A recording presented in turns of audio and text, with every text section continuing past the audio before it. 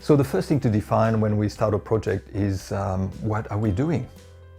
So this is what we call the scope. Sometimes it's called requirements.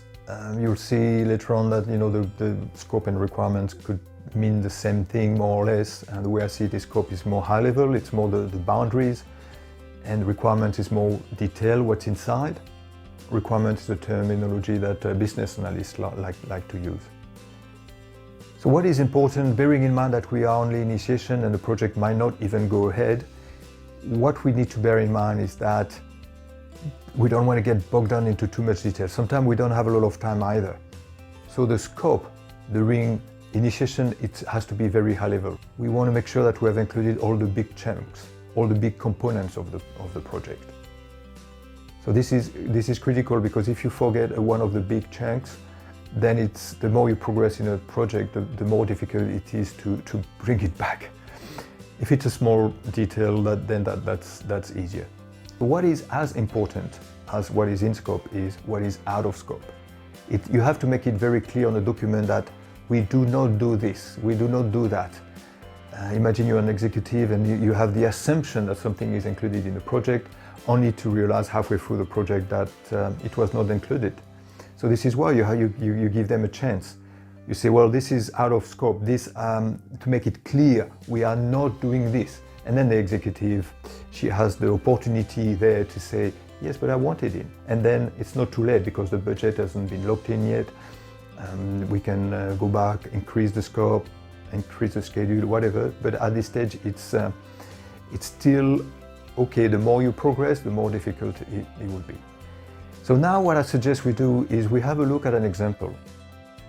I'm just going to show you an example here that I think will show you the level of detail that is sufficient in a scope.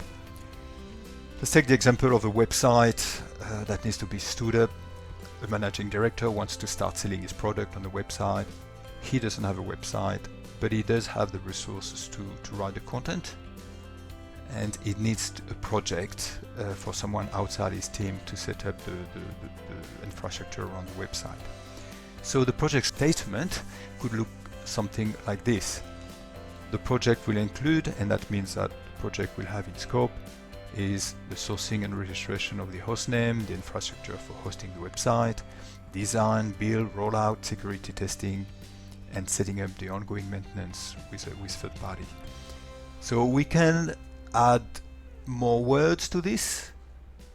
We can, I suppose, at this stage say as much as we can, but usually we don't have that luxury, and we just, yeah, this is what we want, and this is on the high level what we would like the project to deliver.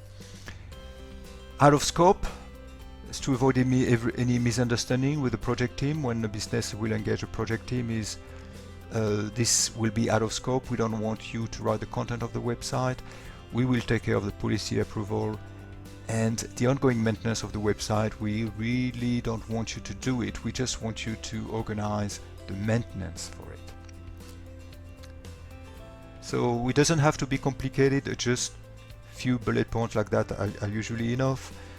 If you have someone from business or whoever say, oh, that's a bit vague, and then you can drill down a little bit, but as I was saying, usually it has to be done very quickly.